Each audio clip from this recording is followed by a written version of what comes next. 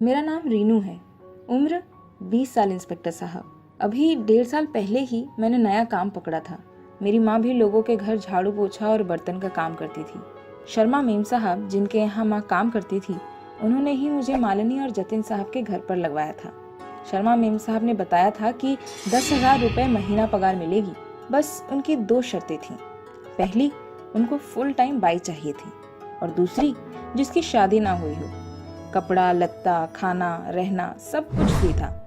वैसे तो मैं पढ़ी लिखी हूँ, लेकिन मुझे अच्छी नौकरी नहीं मिल पाई। घर की आर्थिक स्थिति अच्छी नहीं है, तो माँ ना नहीं कर पाई, और ना ही मैं। मालिनी और जतिन साहब कुछ 1-1.5 साल पहले जोधपुर से फिरोजाबाद आकर रहने लगे थे। जतिन साहब कुछ 45 साल के होंगे, पर देखने में बड़े ही नौजवान लगते थे। साहब व्यापार करते हैं, पैसे की कोई कमी नहीं है। मालिनी मेम साहब 38 साल की होंगी, गोरी चिट्टी, सुंदर, औसत कद की थी। मालिनी और जतिन साहब की शादी को 12 साल हो चुके थे, पर कोई संतान नहीं थी। दोनों ही घुटे हुए, उदास और रूखे रहते थे। शायद इसी वजह से मेम साहब का स्वभाव कड़वा और रूखा था, जो मुझे बहुत आहत करता था। पर जतिन साहब बहुत सज्जन थे, अच्छा व्यवहार करते थे। जब मेम साहब मुझ पर चिल्लाती थी, तब वे उनको डांट भी देते थे। और क्या चाहिए था? पैसे और सम्मान दोनों मिल रहे थे। मुझे बहुत अच्छा लगता था, बहुत खुश थी। कोई खर्च भी नहीं होता था। सारे पैसे माँ को भेज देती थी, तो माँ भी बहुत खुश थी, कुछ नहीं कहती थी। ज़्यादा काम भी नहीं, पगार भी अच्छी, जिंदगी मज़े में कट रही थी। मैंने कई बार मकान नंबर 250 वाली को मालिनी मेम साहब को ताने मारते देखा था। लतिका मेम साहब, जतिन साहब के दोस्त की बीवी, कभी भी अपने बच्चे को मालिनी मेम साहब को नहीं देती थी। साथ में ये भी कह देती थी, तुम्हें क्या पता बच्चे को कैसे संभालते हैं। ऐसे ही बाजू वाली मोटी आंटी और मलिक आंटी आते जाते मालिक मालकिन पर ताने कसती थी। इसी वजह से वे दोनों बहुत लड़ते थे। मैंने कई बार सुना था कि किस तरह उन्होंने कितने जतन किए थे संतान के लिए। उन्होंने हजारों डॉक्टरों के चक्कर काटे, पीर पैगंबर, तांत्रिक, ओझा सभी आजमा लिया था। एक बार एक बहुत बढ़िया डॉक्टर से जतिन साहब और मालिनी मेम साहब ने पर्सनली संतान की कोशिश की, लेकिन दुर्भाग्य उसमें भी वे दोनों कामयाब नहीं हो पाए। मालिनी मेम साहब घर से ज्यादातर बाहर रहती थी। जब भी वो बाहर होती थी, सारे घर की और साहब की जिम्मेदारी मेरी ही होती थी। साहब के सारे काम मैं ही निपटाती थी मालिनी मेम साहब की गैरहाजिरी में, चाहे वो कमरे की अलमारी से कपड़े निकाल कर देना हो या साहब का टिफिन। मालिनी मेम साहब जतिन साहब का कोई भी व्यक्तिगत काम करने में कतराती थी। मैं ये नहीं जानती थी कि वो ऐसा जानबूझकर करती थी या कुछ और था। दूसरा महीना खत्म होते होते अचानक से जतिन साहब ने शहद की तरह मीठा बोलना शुरू कर दिया था। अक्सर मेरे आसपास ही मंडराते थे। जतिन साहब अक्सर किचन में आकर मुझे बहुत लजीज खाना बनाना सिखाते थे। कभी कभी इतने खुश हो जाते थे कि मेरी पीठ सहलाते थे। कई बार कहते थे, रीनू आज तो तेरे हाथ चूमने का मन कर रहा है।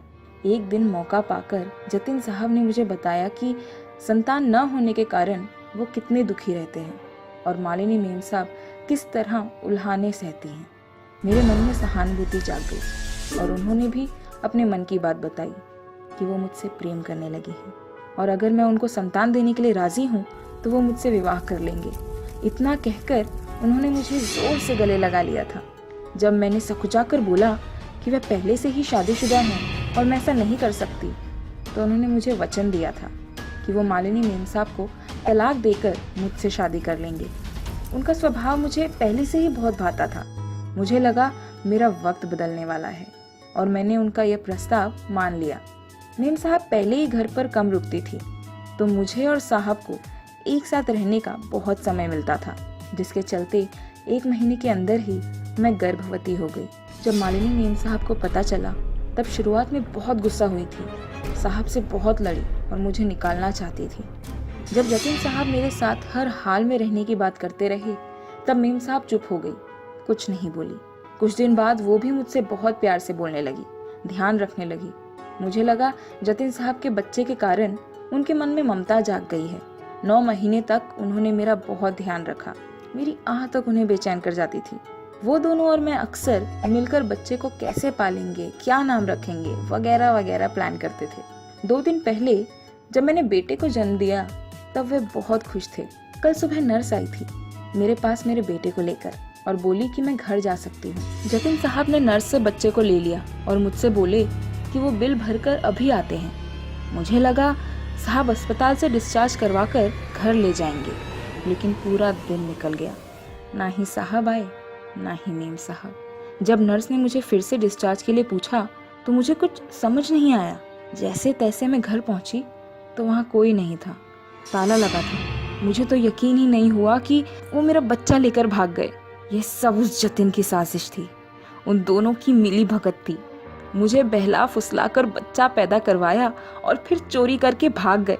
मेरे आंसू रुक ही नहीं रहे थे पुलिस को सब बताते हुए। मैं अपने बच्चे के लिए तड़प रही थी। वो बच्चा चुरा कर भाग क्यों गए? अब मैं कैसे रहूंगी अपने बेटे के बिना? इंस्पेक्टर साहब, मुझे मेरा बेटा वापस ला दीजिए।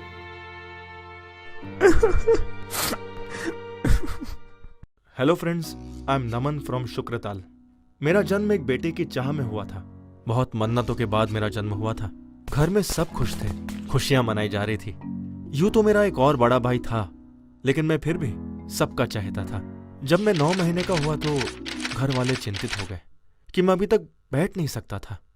मुझे चिकित्सक के पास ले जाया गया तो मालूम हुआ कि गर्भ में ही रीढ़ की कोई मांसपेशी का विकास नहीं हो पाया, जिसकी वजह से मैं जीवन भर अपंग रहूंगा। ये चिंता का विषय था।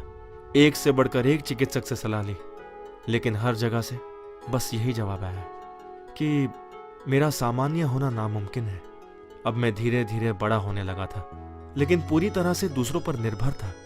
खाने पीने से लेकर शौच आदि सब दूसरे ही कराते थे। यहां तक कि मैं करवट भी खुद नहीं ले सकता था। जैसे जैसे उम्र बढ़ रही थी, हर रोज मुझे खुद की चिंता होती जा रही थी। मेरा भी दिल करता था कि मैं बाहर घूमने जाऊं। बच्चों को खेलता देख मेरी भी उठने की इच्छा होती थी, पर मैं बेबस बिस्तर पर पड़ा रहता था। कई बार तो अकेलापन भी महसूस करता था। बहुत रोया करता था। जब मैं 4 साल का हुआ तो मुझे अपने आप ही उठने की हिम्मत करने का दिल होने लगा और मैं कुछ हिम्मत सी करने लगा, जिसका परिणाम यह हुआ कि मैं खुद करवट लेने लगा। कुछ समय बाद मैं बैठने भी लगा। अब कुछ सकारात्मक से बदलाव मुझ में आने लगे थे, लेकिन मैं अपने हाथ से खाने पीने में अब भी अक्षम ही था। फिर किसी ने मेरी माँ को मुझे पढ़ाने की सलाह दी। मेरी माँ ने कई स्कूलों में मेरी एडमिशन की बात की, लेकिन इस हाल में मुझे कोई भी स्कूल में लेने को राजी नहीं हुआ। बहुत मिन्नतों के बाद मुझे एक स्कूल ने एडमिशन देने की हामी तो भर दी, लेकिन उसके साथ ही कई शर्तें भी रख दी, जैसे छुट्टी से पहले मुझे घर ले जाना, लेट होने की कोई जिम्मेदारी नहीं लेगा, रिसर्च में मुझे खाना खिलाने खुद आना और बीच में 1-2 चक्कर भी लगाना। फिर भी मेरी माँ तैयार हो गई, लेकिन इतनी सारी शर्तें कोई कैसे निभाता।